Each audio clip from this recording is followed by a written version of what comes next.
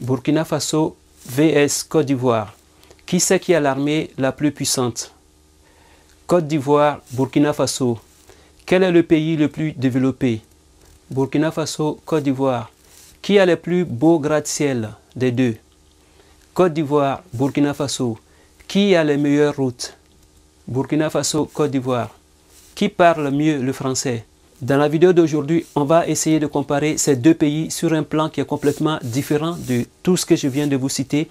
Et vous allez comprendre que c'est en comparant les pays de cette manière que nous allons pouvoir propulser l'Afrique vers l'avant, que c'est en faisant des compétitions sur ces différents points qui va faire que l'Afrique va pouvoir s'imposer dans le 21e siècle. Et c'est tout de suite dans cette vidéo. C'est parti!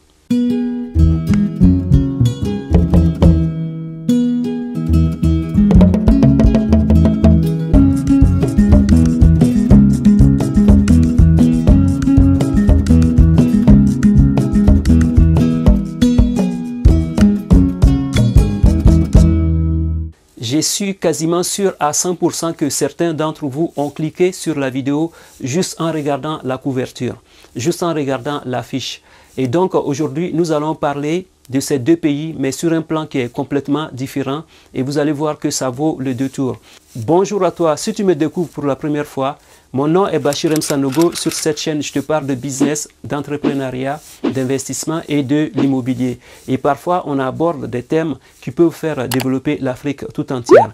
Justement, parlant des thèmes qui peuvent faire développer l'Afrique tout entière, voilà pourquoi j'ai décidé de faire la lumière sur quelques points. Et on va essayer de comparer cette démarche du Burkina Faso et la Côte d'Ivoire. Le Burkina Faso a mis le pied dans le plat en lançant un énorme projet halieutique qui va permettre au pays de produire jusqu'à 100 000 tonnes. Figurez-vous, jusqu'à 100 000 tonnes de poissons par an. C'est un projet incroyable. Et dès que j'ai vu cette annonce et dès que j'ai vu le lancement du projet, je me suis dit qu'il fallait qu'on fasse un peu de lumière sur ce projet-là. Dans le temps, la Côte d'Ivoire avait lancé aussi un énorme projet halieutique comme ça. Et donc aujourd'hui, on va essayer de faire la comparaison sur ces deux pays-là. Et voilà pourquoi je vous disais que ce sont ces genres de compétitions qui vont permettre à l'Afrique de se développer, qui va permettre à toute la population africaine de s'émanciper et d'être autosuffisant alimentaire. Et ce projet qui a été lancé par l'État burkinabé a pour but d'aider la jeunesse à se prendre en main. Et ce projet est financé à 100% par la population burkinabé. Justement, parlant de ce financement, le gouvernement a mis en place un projet qui s'appelait Domoukafa. Et ce projet, je pense que les gens qui parlent le bambara ou le malinké doivent comprendre qu'est-ce que ça veut dire. Littéralement, ça veut dire manger, bien manger, on va dire. Et ce projet a pour but d'aider la jeunesse à s'en sortir, de leur donner le moyen de gagner leur vie dignement. Si vous voyez qu'il y a du terrorisme, si vous voyez qu'il y a tous ces problèmes un peu partout en Afrique de l'Ouest, un peu partout dans les pays du Sahel, au fait, il y a des populations qui ont été abandonnées, qui ont été oubliées. Les différents chefs d'État ou les gouvernements précédents sont restés fixés sur seulement les capitales et les autres régions des pays ont été délaissées à leur propre sort. Et donc, ce sont des actes qui livrent la jeunesse à eux-mêmes et ils se font recruter par des mauvaises personnes. Et c'est ce qui fait gangréner le un peu partout dans les pays sahéliens. Parce que les jeunes sont là, ils n'ont rien à faire. Et que quelqu'un vient leur proposer des avec de l'argent. Vous imaginez un jeune vigoureux, plein de force qui est là, qui n'a pas de travail, qui n'a pas d'activité, qui ne sait pas quoi faire de ses journées. Et que quelqu'un quitte de nulle part, qui lui propose une avec beaucoup d'argent. Et quand des personnes de mauvaises intentions arrivent par là, qui leur proposent des ces jeunes se disent, ok, ben écoute, moi j'ai rien à faire. Et donc ces jeunes se laissent enrôler facilement par l'appât du gain parce qu'ils n'ont rien à faire et tout. Je pense que ça nécessite quand même une réflexion parce que tu ne peux pas prendre de l'argent juste pour aller ôter la vie des gens. Donc ce projet a été mis en place pour essayer de récupérer tous ces jeunes-là ou des jeunes qui sont là qui n'ont pas grand-chose à faire ou qui n'ont pas d'activité. Et donc ce projet-là est en place pour financer tous ces jeunes-là qui vont présenter leur projet et ils vont être financés à 100% et ils vont pouvoir rembourser au fur et à mesure leurs prêts. Je pense que c'est une très bonne initiative qu'il faut encourager, qu'il faut acclamer parce que quand il y a des choses qui ne vont pas, tout le monde parle des choses qui ne vont pas. Mais quand il y a des choses positives, il faut en parler. Donc, revenons à la Côte d'Ivoire. Il y a eu une année où le Premier ministre Patrick Achi a été en Inde pour aller visiter Ils ont mis le pied dans le plat pour aller voir un peu comment est-ce que ça marchait. Et je me souviens de son interview, quand il est revenu, il disait, mais ces gens-là, ils ont des eaux qui sont pas très propres et tout ça, mais ils arrivent à produire des quantités et des quantités de poissons. Et nous, on a tout ici, on a de l'eau là, on a la mer, on a la lagune, on a des cours d'eau, on a les fleuves, on a des lacs. Et on n'arrive pas à faire grand-chose. Donc, ça l'avait motivé à mettre en place ce type de projet. Mais ces projets ont été réalisés plus ou moins par des institutions et des choses comme ça. Et c'est resté en haut, comme on le dit en Côte d'Ivoire. Et donc, revenons au Burkina Faso. J'ai vu ce projet, ça va être réalisé dans des rivières, ça va être réalisé dans des cours d'eau. Et ce n'est pas des énormes cours d'eau, mais c'est possible de produire jusqu'à 100 000 tonnes de poissons par an. C'est un truc de malade, c'est un projet incroyable, c'est un projet faramineux. Il faut savoir que le Burkina Faso importe chaque année 75 000 tonnes de poissons.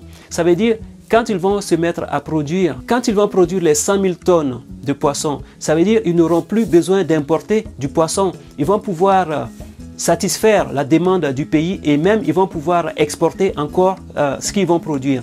Il faut savoir aussi que la Côte d'Ivoire fournit pas mal de poissons au Burkina Faso parce qu'il y a beaucoup d'eau en Côte d'Ivoire et il y a la nature qui offre du poisson naturellement aux Ivoiriens. Et les 75 000 tonnes d'importation, c'est pas que la Côte d'Ivoire. Attention, il y a des surgelés qui partent d'Europe, qui arrivent jusque là, qui partent d'Asie, qui arrivent jusqu'au Burkina. Et donc, ça veut dire qu'ils vont pouvoir arrêter d'importer, produire localement, ils vont pouvoir satisfaire le besoin local et même ils vont pouvoir exporter. Et donc revenons encore à la Côte d'Ivoire. On a la lagune, on a les cours d'eau, on a les rivières, on a des lacs, on a la mer. Donc ça veut dire si la jeunesse ivoirienne décide de se mettre à produire, franchement, il n'y a pas besoin de grand chose. Il n'y a pas besoin de grand chose. C'est assez facile. À Assini, à Jacquesville, je pense que c'est vraiment très facile. Par rapport à tout ce que je viens de citer, tu peux te lancer à partir de 100, 200 000, tu peux te lancer dans ton projet de pisciculture. Il va te suffire seulement de rentrer en contact avec les personnes qui ont ces structures qui sont dans cette démarche-là et qui vont pouvoir t'accompagner dans ta démarche pour pouvoir produire. Si le Burkina Faso se lance à vouloir produire jusqu'à 100 000 tonnes de poissons par an, vous imaginez en Côte d'Ivoire, si les gens décident, chacun décide aussi de se lancer, tu imagines comment ça va être si le Burkina Faso se met à produire ces 100 000 tonnes et que la Côte d'Ivoire se met à lancer ces 100 000 tonnes. Vous allez voir que ça va baisser le prix et que les gens vont pouvoir bien manger. Il faut savoir que la Côte d'Ivoire, malgré tout ce que je viens de vous citer, importe aussi du poisson. La Côte d'Ivoire importe jusqu'à 32 000 tonnes. Figurez-vous bien, 32 000 tonnes de poissons par an. Et donc, ça veut dire qu'il y a un manque à gagner, il y a un vide là à combler. Donc, il ne faut pas avoir peur, ta production va être achetée, elle va être consommée parce qu'il y a un besoin réel qui est là. Regardez un peu en Côte d'Ivoire. Je prends l'exemple sur la Côte d'Ivoire. Regardez les maquis, le nombre de maquis qu'il y a. Le nombre de bars qu'il y a, le nombre de restaurants qu'il y a, les restos chics comme on dit, il y a tous ces restos-là et les gens consomment vraiment du poisson. On peut même dire que le premier plat en Côte d'Ivoire c'est le poisson, quoi. Le poisson braisé, le APF, tous les types de poissons frits, braisés, cuits, tous les types de poissons qui sont proposés aux gens. Ça veut dire qu'il y a vraiment un besoin et il y a aussi de la place à se faire là. Il y a aussi la place à prendre ici parce qu'il y a énormément de possibilités. Donc ce message pour inciter les jeunes à se lancer. Le Burkina Faso a fait un deuxième pas parce qu'il y a un projet comme ça qui avait été lancé en amont.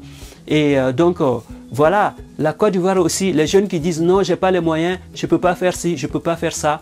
Il y a la structure emploi jeune qui est là. Cette structure, tu te rends à cette structure avec ton projet bien concret et vraiment avec des études et tout ça, tu vas te faire financer et tu vas pouvoir rembourser parce qu'il y a vraiment un manque à gagner et qu'il y a de l'argent à se faire dans ce domaine-là. Donc voilà, je ne sais pas qu'est-ce que tu penses de cette manière de faire la compétition. Je veux bien te lire dans les commentaires.